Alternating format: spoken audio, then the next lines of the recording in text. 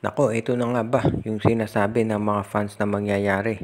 Ngayong nalaglag na itong Northport Batang Pier ay magte-trade na yan dito sa San Miguel.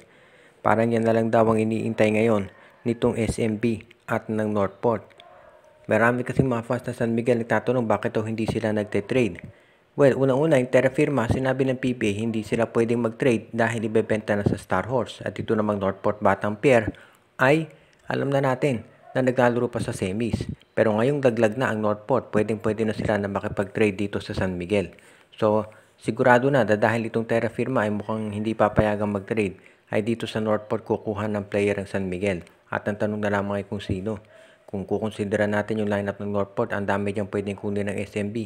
Kabilang na ito si William Navarro, si Arvin Tolentino, Gio Halalon, Evan Nelly, Cade Flores, Joshua Monson. Ang daming player dyan na pwedeng makuha ng San Miguel.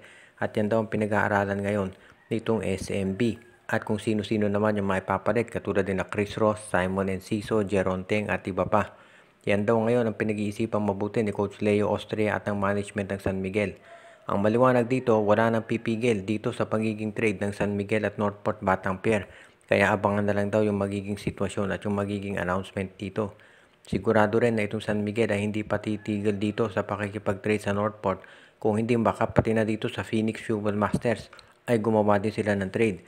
At meron pang mga reports na lumalabas na baka itong SMB kunin din yung draft pick ng Northport Batang Pier.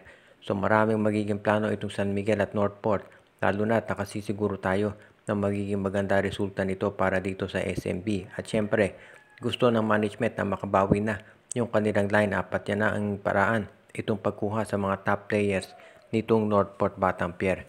Kaya ito na magiging sitwasyon ngayon dito sa San Miguel at dito sa Northport. Congratulations dito sa Barangay Ginebra na nakapasok na sa finals pati na ang TNT Tropang Giga. At sila na ngayon ang maghaharap sa dalawang sunod na konferensya. Dinispatcha ng TNT at Ginebra yung kanilang mga kalaban kaya ngayon ay magsisimula na final sa March 14.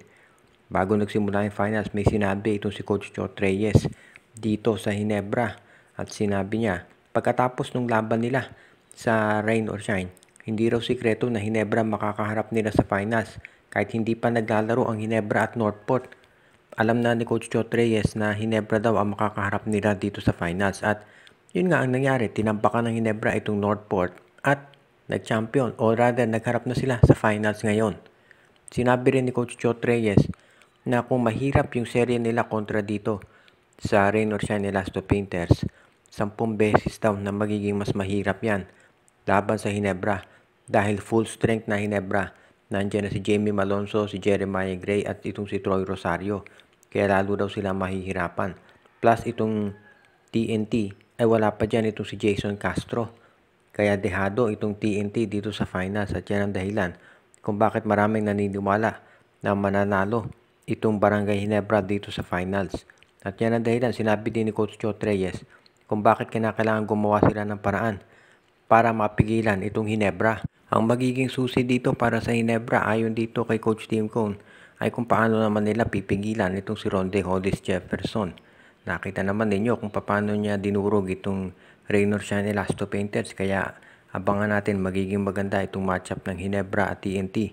At syempre Ginebra gusto niyang bumawi dito sa katropa lalo na ngayon at alam natin full strength na Ginebra, hindi katulad nung huli sila naglaban. Kaya ito namang TNT ngayon, sila ang kulang sa tao. Wala si Castro at si Roser. Itong Converge Fiber Exos ngayon ay nagre-ready na para magdagdag ng mga additional players dito sa kanilang lineup. At ayon dito sa reports ay kukunin daw nitong o nagta-try out dito sa Converge Fiber Exos itong si Jackson Corpus at itong si Kent Humphries. Ito si Corpus, alam natin yan ay unrestricted free agent pagkatapos pakawala ng Magnolia Chicken Templados at itong si Kent Humphries. Ang huling balita dyan ay nag-try out siya dito sa TNT pero hindi nasama doon sa lineup. So ngayon susubukan nila na dito sa Converge masama. Alam na natin yung ang Converge Fiber Access gustong madagdagan ng mga additional players. At kapag nasama na at kapag nakakuha sila ng mga additional players, mas lalalim yung bench ng Converge. At yan daw ang dahilan kung bakit gusto nilang kunin ang mga nabanggit. Ngayon, hindi pa tiyak na masasama dito sa lineup itong si Corpus at si Humphries. Magta-tryout pa lamang sila. Pero kung gagalingan nila at ma-impress ang management sa kanilang performance, sigurado na masasama yan dito sa kanilang lineup. At yan ang dahilan kung bakit itong Converge, asahan natin na magkakaroon pa ng tryout sa iba't iba pang mga player. Dahil bukod dito sa mga trades, ang Converge ay tumitingin din dito sa match-up sa iba pang mga free agents na pwede nilang isama sa kanilang lineup. At kapag natuloy yan, sigurado na magiging maganda resulta nito para dito sa koponan ni Coach Franco Atienza. Hindi pa rin maliwanag kung kailan magiging bagong head coach ito si Delta Pineda, pero sabi nila malamang pagkatapos na ng kampanya. So yan ang magiging sitwasyon ngayon dito sa Converge Fiber Xers. Kung magtuloy-tuloy ito, sigurado na magiging maganda resulta niyan para dito sa kanilang lineup. At alam natin na ang gusto ng Converge talaga ay magpalakas dahil gusto nilang masiguro na hindi sila mapag-iiwanan pagdating dito sa pag-a-adjust ng kanilang roster. Dahil syempre nakita natin kung gaano nakalakas itong Barangay Ginebra ngayon. Kaya hindi na nakagugulat na magkakaroon ng major adjustment ang Converge ngayon. Mukhang meron daw magbabalik dito sa Magnolia Chicken Templados. Ayon dito sa mga reports na lumalabas ay kinakausap na ng Magnolia itong si Chris Banquero para bumalik dito sa kanilang lineup. At ayon doon sa mga insiders, parang si Banquero mismo ay gusto na rin na maglaro para dito sa Magnolia Chicken Templados. Mukhang katulad nitong nangyari kay Chris Newsome na ang balita ay babalik o pupunta dito sa Ginebra, mukhang ito si Banquero naman ngayon ay interesado na maglaro para dito sa Magnolia dahil gusto na rin niya na mas maganda yung tsansa na makapag-playoffs. At sa tingin ni Banquero, magiging mas malaki tsansa nila na magkampiyon kung sakasakali na siya bumalik dito sa Magnolia. At ito namang Magnolia Chicken Templados ay gusto rin makuha ulit ito si Banquero dahil mahusay ito sa depensa at sa scoring. Kaya iyan ang magiging resulta ngayon ng negosasyon nitong Magnolia at ang Magnolia Chicken Templados. Abangan na lang natin yung paglipat nitong si Chris Banquero dito sa Magnolia. Kapag natuloy yan, sigurado na magiging mas malakas ang lineup ng Magnolia Chicken Templados. At syempre, alam natin na ang strength talaga ni Coach Chito Victolero ay itong mga gwardiya. Kaya wala nang magugulat kung gustuhin nga niya na makuha ito si Chris Banquero at masama dito sa kanilang lineup. Dahil dito, sigurado na itong si Chris Banquero dito sa Magnolia at ang magiging kapalit naman yan ayon dito sa mga insiders ay itong si Jeric Balanza. So magkakaroon ng isang scorer itong Northport at ito namang Magnolia ay magkakaroon ng isang playmaker. Although nakaka-score din syempre ito si Chris Banquero. Kaya sigurado na magiging magandang addition ito para dito sa Magnolia Chicken Templados.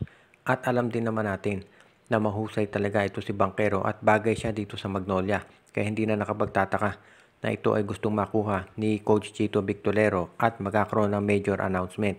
Shout out kay Romeo Conchada, RG Bueno at Dalina family, Joshua Giray Espejo at Rosales family, Anthony Alon family, Edwin Carmona Jr., Ireneo Salangsang, Michael D., Alicia Garcia, Katsakino Dukusin, Dalmacio de Guzman, Malyari Mascarinas, Enju, Dexter Domer, at ang iba pa nating mga taga-subaybay.